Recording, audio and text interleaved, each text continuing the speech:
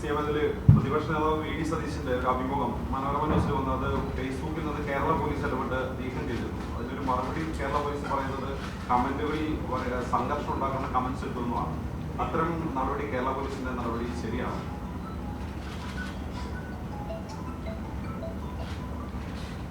കേരള പോലീസിന്റെ നടപടി എന്തുകൊണ്ടാണ് സ്വീകരിച്ചത് എന്നുള്ളത് എനിക്കറിയുന്ന കാര്യമല്ല.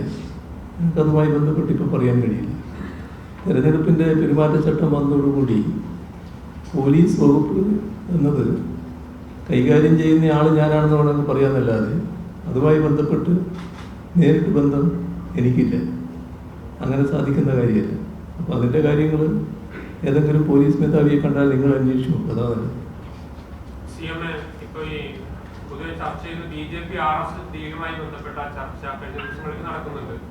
അങ്ങനെ കഴിഞ്ഞ ദിവസത്തെ ഒരു പ്രസ്താവനയുമായി ബന്ധപ്പെട്ട് ഇന്നലെ പ്രതിപക്ഷ നേതാവ് തന്നെ 1977 മുതലുള്ള അങ്ങ് ജയിച്ചൊന്ന് അടക്കമുള്ള ചരിത്രം വെച്ചൊരു ഫേസ്ബുക്ക് പോസ്റ്റ് ഇട്ടിട്ടുണ്ട്. ഇങ്ങനെ പ്രതികരണം അത് ശുദ്ധ അസംബന്ധം പറയാൻ ഒരു മടിയും സതീശനും ഇല്ല എന്നുള്ളത് കാണിക്കുന്നത്. 1977 അവിടുത്തെ സ്ഥിതി എന്തായിരുന്നു എന്ന് അന്വേഷിച്ച് നോക്കണം. ആരായിരുന്നു RSSനെതിരെ അവിടെ ശക്തമായ നിലപാട് സ്വീകരിക്കുന്നത്?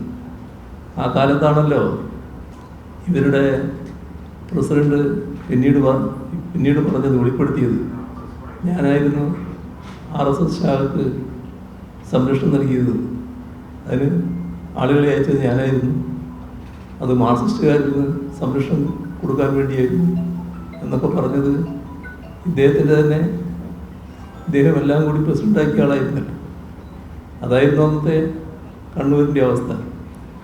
അവിടെ എൻ്റെ രാഷ്ട്രീയ പ്രവർത്തനം ആരംഭിക്കുമ്പോൾ തന്നെ എന്നെ RSS എങ്ങനെയാണ് കണ്ടിട്ടതെന്നും എല്ലാവർക്കും അറിയാം. ഞാനത് നേരത്തെ ചില ഘട്ടങ്ങളിൽ പറഞ്ഞതാണ്. ഇപ്പോൾ ഈ തെരഞ്ഞെടുപ്പിൻ്റെ ഘട്ടത്തിൽ വീണ്ടും അത് പറയേണ്ട കാര്യമില്ല. അവരുടെ ആക്രമണം ഏത് ഘട്ടത്തിലും വരാമെന്നുള്ള നില ഉണ്ടായിരുന്നു എന്നത് അന്ന് കണ്ണൂരിലുള്ള എല്ലാവർക്കും അറിയാം.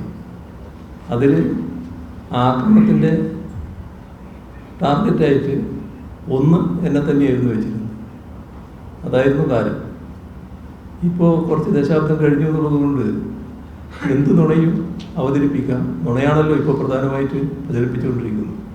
അതുകൊണ്ട് എന്ത് നുണയും പറയാം എന്ന നില വന്നു ചേരുന്നത്. പക്ഷേ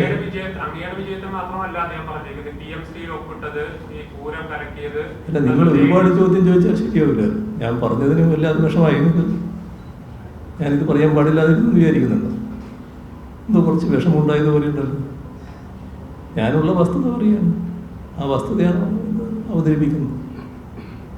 ഇവിടെ ആരാ RSSുമായിട്ട് ബന്ധപ്പെട്ടതെന്ന് നിങ്ങൾക്കറിയില്ലേ? ഞാൻ വീണ്ടും അത് പറയാൻ നോക്കണം.